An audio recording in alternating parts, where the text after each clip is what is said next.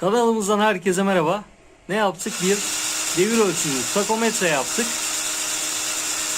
Arduino Nano ile yaptık. Bütün paylaşımları, bütün yazılımı, kurulumu, şeması, her şeyini sizlerle birlikte paylaşacağım. Alt tarafta bu kutunun STL dosyası da olacak. 3 boyutlu baskılarınızı da almanız için.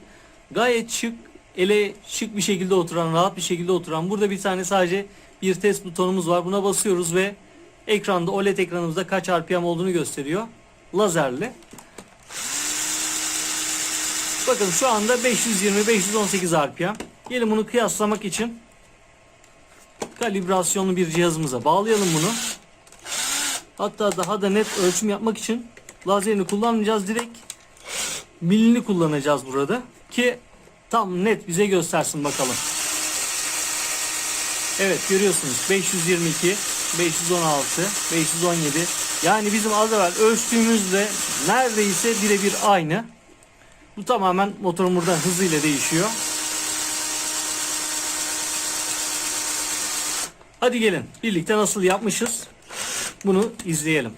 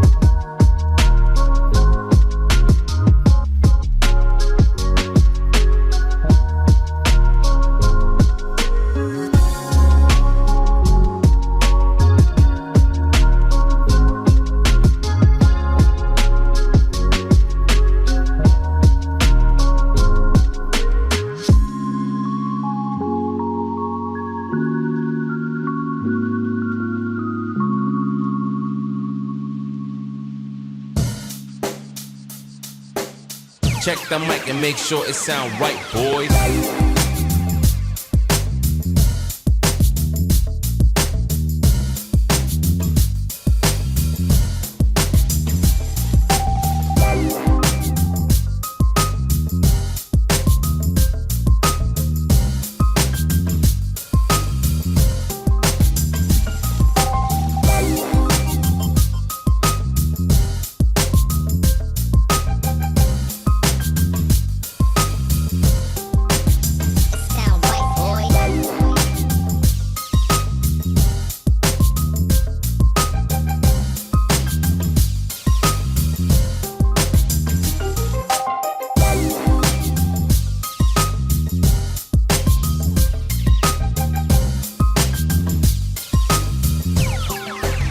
It sound right, boys.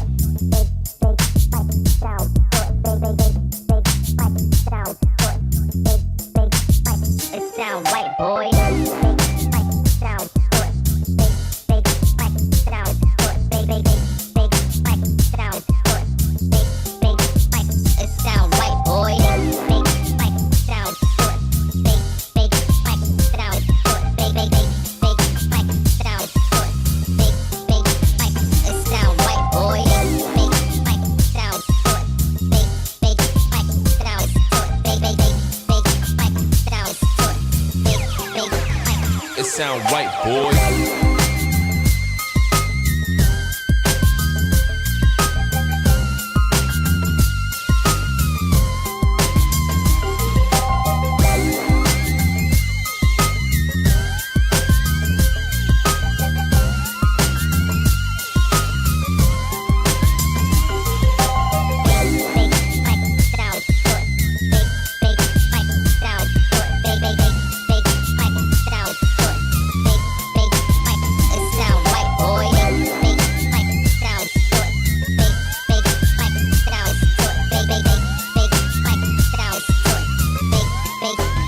It sound right, boy.